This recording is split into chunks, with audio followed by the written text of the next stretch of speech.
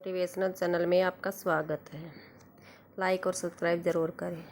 अकाल मृत्यु क्या है? गरुड़ पुराण के अनुसार यदि किसी व्यक्ति की मौत जहर पीकर, फांसी लगाकर, भूख से पीड़ित होकर, आग से जलने पर, किसी हिंसक प्राणी द्वारा जल में डूबने से, किसी दुर्घटना के कारण, किसी जहरीले सांप या बिच्छू के काटने से या फिर आत्महत्या करने से होती है तो वह अकाल मृत्यु कहलाती है। अकाल मृत्यु वह स्थिति है जब शरीर का नष्ट हो जाता है लेकिन आत्मा संसार में ही बनी रह जाती है।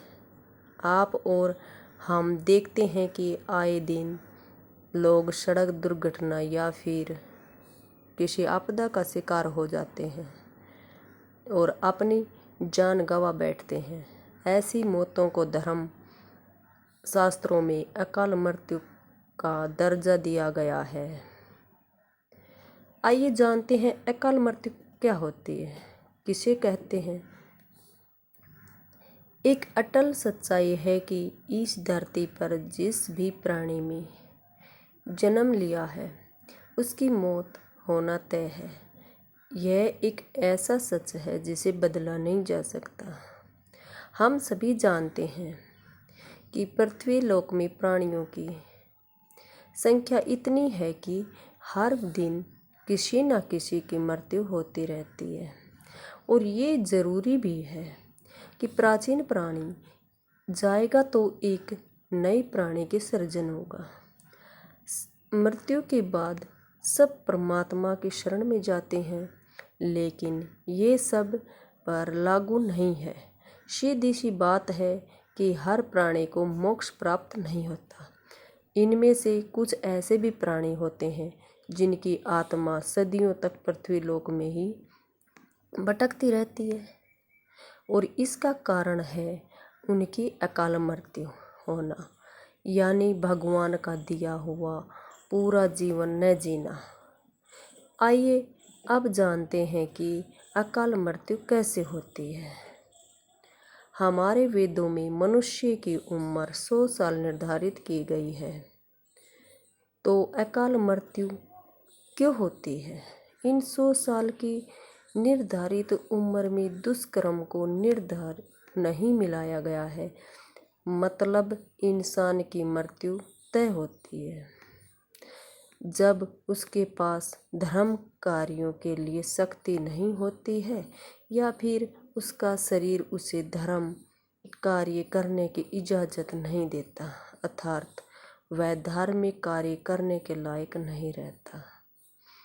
इससे अलग जब कोई व्यक्ति अपनी इच्छा से धार्मिक कार्यों को त्याग देता है तो पृथ्वी पर उसके जीवन की अवधि कम होती जाती है, यानी इंसान की उम्र भले ही 100 साल हो लेकिन अपने कर्मों के अनुसार वह अपनी उम्र को खुद ही कम करता चला जाता है, जिस कारण व्यक्ति की अकाल मृत्यु हो जाती है।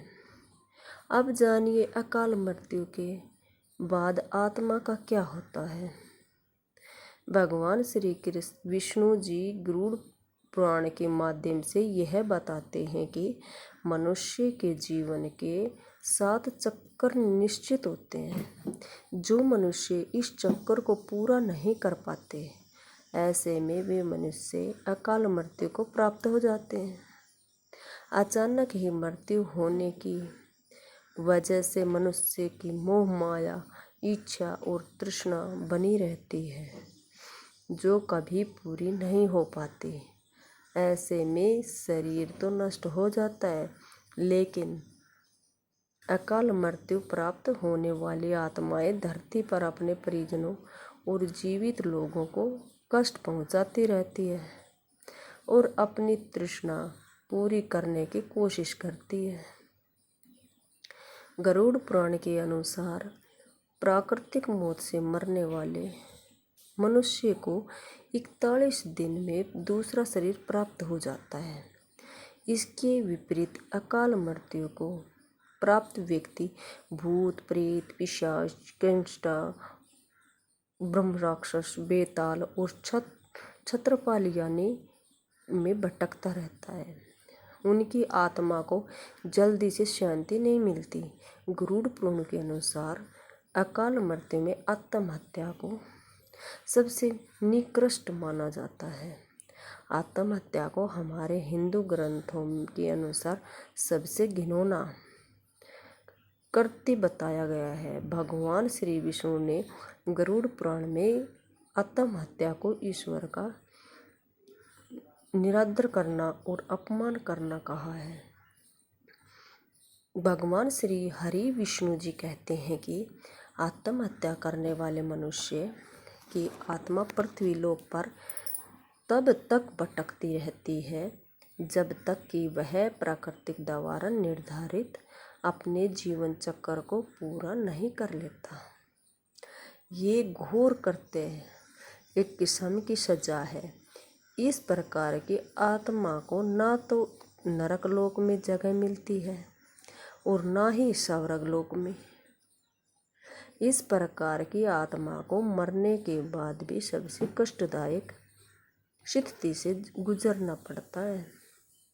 यह आत्माएं अंधकार में तब तक भटकती रहती हैं जब तक कि उन आत्माओं का प्राकृतिक द्वारा निर्धारित जीवन चक्र तय नहीं हो जाता।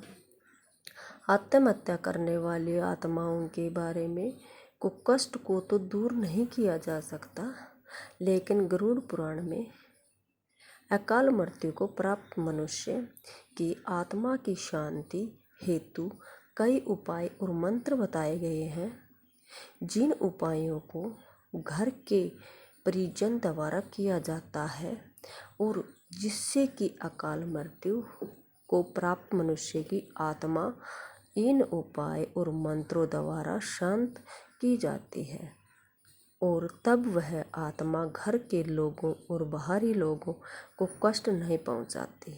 लेकिन आत्मा इन उपाय और मंत्र के द्वारा केवल शांत होती है, उसे मोक्ष की प्राप्ति नहीं होती जब तक उसका निर्धारित जीवन चक्र पूरा नहीं हो जाता।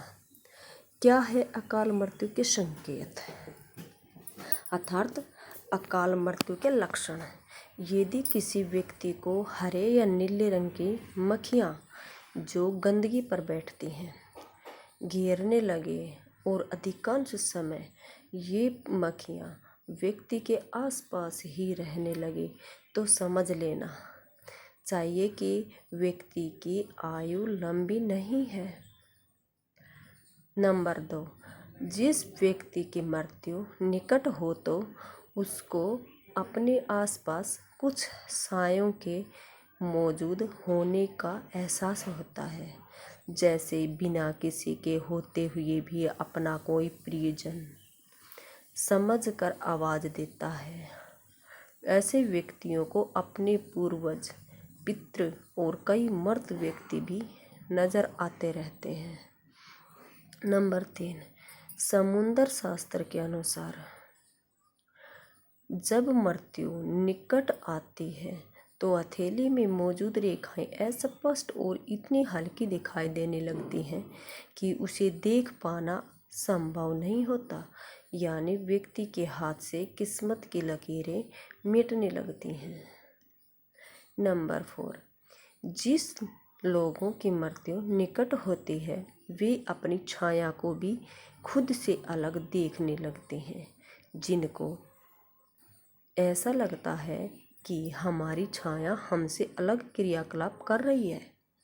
नंबर 5, आयुर्वेद के अनुसार मृत्यु से पहले मानव शरीर से अजीब सी गंध आने लगती है। यह गंध किसी मुर्दे की गंध की तरह ही होती है। इसे मृत्यु गंध भी कहा जाता है। यह हृदयाघात रोग इत्यादि मस्तिष्क आघात के कारण उत्पन्न होती है। तो समझो मृत्यु निकट है। यदि कोई रोग है तो उसे टालिए मत, समय रहते इलाज करवाइए। नंबर 6, जब कोई व्यक्ति सूर्य, चंद्रमा या अग्नि से उत्पन्न होने वाली रोशनी को भी नहीं देख पाता है तो ऐसा इंसान भी कुछ माह ही और जीवित रहेगा, यानी उसकी उम्र कम है। नंबर 7, जब किसी व्यक्ति को पानी, तेल या दर्पण में अपनी परछाई ना दिखाई दे या परछाई विकृत दिखाई देने लगे तो समझो वो इंसान कुछ ही दिनों का मेहमान है। नंबर 8, जब कोई व्यक्ति नशा, रोग, अत्यधिक चिंता या अत्यधिक कार्य करता है तो उसके भीतर के सभी नाड़ियाँ आदि कमज़ोर हो जाती हैं। ऐसे व्यक्ति की आँखों के सामने उठते बैठते समय या किसी भी समय बार बार अंधेरा छा जाता है। ऐसे व्यक्ति की भी मौत नज़दीक होती है।